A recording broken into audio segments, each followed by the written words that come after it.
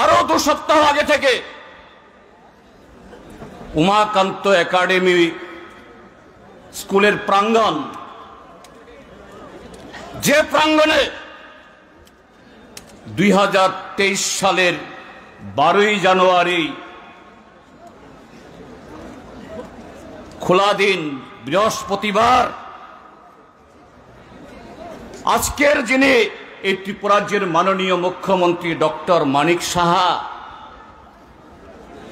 সম্ভবত তিনি তখন শুধু মুখ্যমন্ত্রী না, দলেরও সভাপতি ছিলেন, তাদের সর্বভারতীয় সভাপতি জগৎ প্রসাদ নাড্ডাকে এনে জনসভা করেছেন। আমরা বলেছি, আপনারা যদি স্বামী বিবেকানন্দ মাঠ দিতে না পারেন, সে মাঠটা দিন। বলছেন জানাবো। আজকে 2 সপ্তাহ পেরিয়ে গেল, তার জানাবার সুযোগ হয়নি। অগত্যা আমরা এই জায়গাটা চেয়েছি। মাত্র গতকাল সকালবেলা, গতকাল এখান থেকে প্রায় 20-22 ঘন্টা আগে মাত্র এই জনসভার জন্য আমাদের অনুমতি হয়েছে। এরা অনুমতি না দিলেও আমরা করতাম।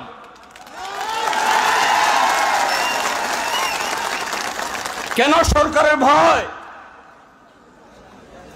আমাদের এই জনসভাতে তো ডক্টর মানিক সাহার সরকার, বিজেপি আইপিএফটি জোট সরকার পদত্যাগ করতে হবে, এই স্লোগান তো আমরা দিইনি। এখানে সামনে কোনো নির্বাচনও নেই। আমাদের সাংগঠনিক কর্মসূচি 3 বছর অন্তর। ভারতের কমিউনিস্ট পার্টি মার্ক্সবাদী, আমরা সারা দেশের সাথে ত্রিপুরাজ্যের মধ্যে জনগণের কোন ইস্যু নিয়ে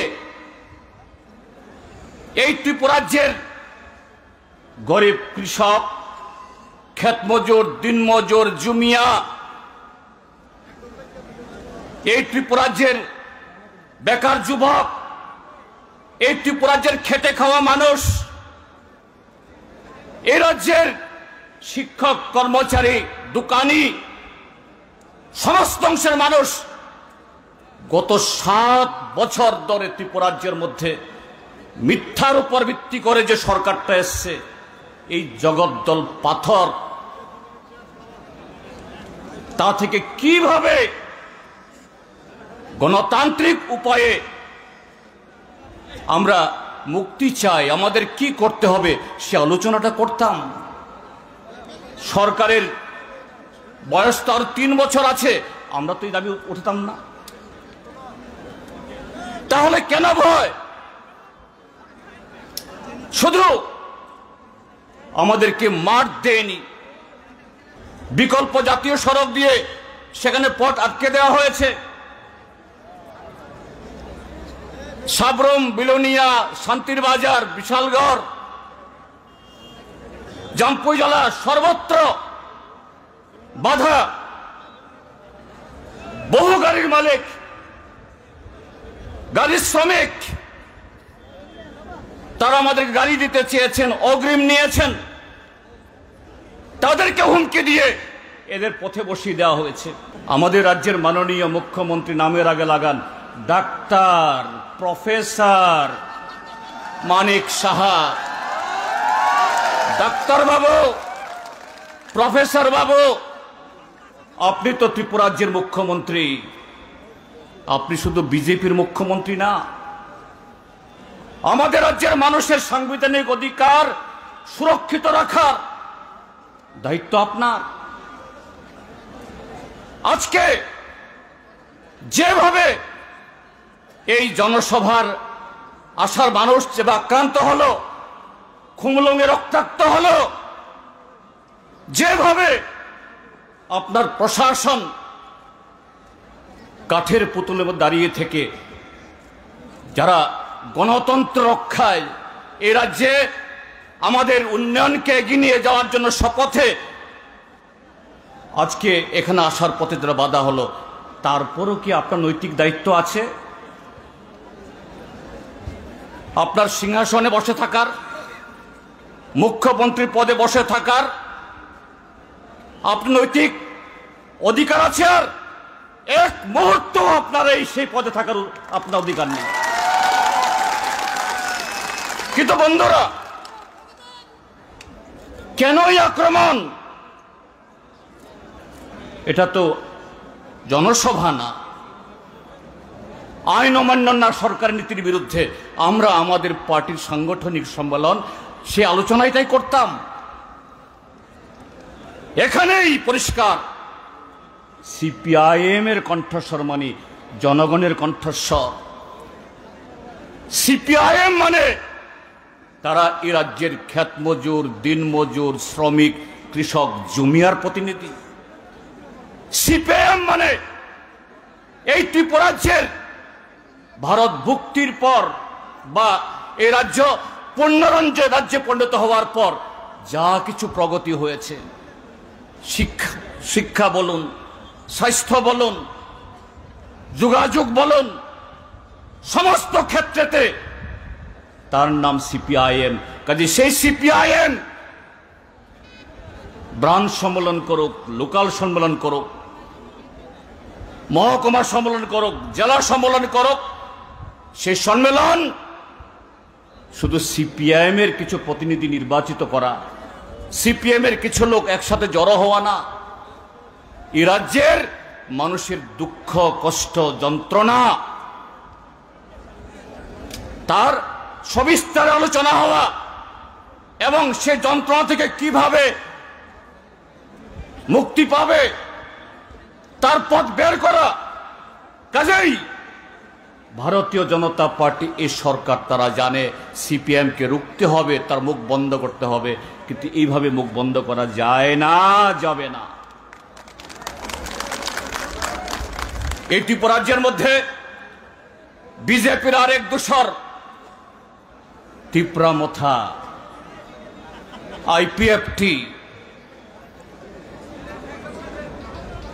তাদের উৎস কোথায়?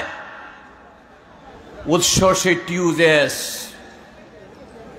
এই টিউজেস থেকে শাখা প্রশাখা বেরিয়ে ABCD থেকে জেড পর্যন্ত অনেকগুলো দল হয়েছে, আরো হবে। এবং আজকে যারা আছে এরাও কোথাও আবার নিচ্ছিন্ন হয়ে যাবে, আবার শাখা প্রশাখা তৈরি হবে। কি তাদের ভূমিকা? স্বাধীন ত্রিপুরা, ত্রিপুরাল্যান্ড, গ্রেটার ত্রিপুরাল্যান্ড, ত্রিপ্রাসা, থানসা। আসল কথা হলো ত্রিপ্রাসা শব্দটা হলো তাদের জন্য এটিএম কার্ড, আর থানসা শব্দ হলো পাসওয়ার্ড। এই ত্রিপ্রাসা থানসার নামে শুধু ত্রিপুরাজ্যের ট্রাইবেল অংশের জনগণ না, এই ত্রিপুরাজ্যের সমস্ত অংশের মানুষের প্রগতি, তাদের জন্য যা কিছু শুভ উদ্যোগ, এ রাজ্যের মধ্যে যা কিছু অর্জন, গণমুক্তি পরিষদ, কৃষক সভা, সিপিআইএম, বামফ্রন্টের হাত ধরে অর্জিত হয়েছে। কিভাবে নস্যাৎ করে সময়ে সময়ে, যুগে যুগে বুর্জোয়া দলগুলোর দালালি করা যায়, সে দালালি তারা করছে। আর সে দালালি থেকে এদের কিছু নেতা কোটি কোটি টাকা কামাই করে হদিশ হয়ে যাচ্ছে, এরাও হদিশ হয়ে যাবে। কাজে বন্ধুরা, আজকে আমাদের ত্রিপুরাজ্যের শাসক দল ভারতীয় জনতা পার্টি, বিজেপি, এই ত্রিপুরামথা, আইপিএফটি জোট সরকার আমাদের এই সমাবেশকে তারা যে জায়গায় ঠেলে দিল, আমাদেরকে যে কথাগুলো বলতে বাধ্য করানো হলো, আমাদেরকে যে শপথে বলিয়ান হয়ে এখান থেকে ঘরে ফিরে যাওয়ার জন্য আমাদেরকে এই সুযোগটা করে দিল, আমি আপনাদের সবাইকে বলছি, উঠে দাঁড়ান। ঘর থেকে এক পা দুপা করে বের হন। আওয়াজ তুলুন। ত্রিপুরাজ্যে 365 দিনের মধ্যে এমন একটা দিন বাদ যায় না, ধর্মনগর থেকে সাবরুম আপনারা দেখছেন, কোথাও ছাত্র, কোথাও কৃষক, কোথাও ক্ষেত মজুর, কোথাও জুমিয়া, কোথাও বেকার যুবক, তারা তাদের প্রতি যে বঞ্চনা, তাদের প্রতি যে অবহেলা, সেই 10,003 ভাগ্য বিলম্বিত শিক্ষক থেকে শুরু করে ট্যাট, জেআরবিটি, সর্বশিক্ষা অভিযান ঘোষণা করেছে। আর আরেক দিক থেকে বেআইনি পথে, গুড় পথে, অসাংবিধানিক পথে মাত্র গত 5, 6, 7 বছরে এক এক নেতা, মন্ত্রী লক্ষ লক্ষ, কোটি কোটি টাকার মালিক। ওরা বলে আমরা কোত্থেকে চুরি করেছি, কোত্থেকে কামাই করেছি, প্রমাণ দিন। প্রমাণ আপনার বাড়ি, প্রমাণ আপনার চেহারা, প্রমাণ আপনার শরীর, প্রমাণ আপনার নামে দামে সম্পত্তি। হিম্মত থাকে প্রকাশ করুন। এমএলএ হওয়ার আগে এমএলএ হতে লাগে না, মন্ডল বলে এদের নাকি বৃহত্তম গণতন্ত্র, এই পৃথিবীর সবচেয়ে বড় রাজনৈতিক দল। এদের দলে নির্বাচন নাকি ওই বাইরে থেকে এসে ভারতের নির্বাচন কমিশন যেরকম ভাবে ভোটাভুটি করে নির্বাচন করে, এদের সে নির্বাচন নাকি হয়। কি দেখেছি আমরা? মুখ্যমন্ত্রী রাস্তায় নেমে সদস্যতা অভিযান করে, পত্র পত্রিকাতে ডাউস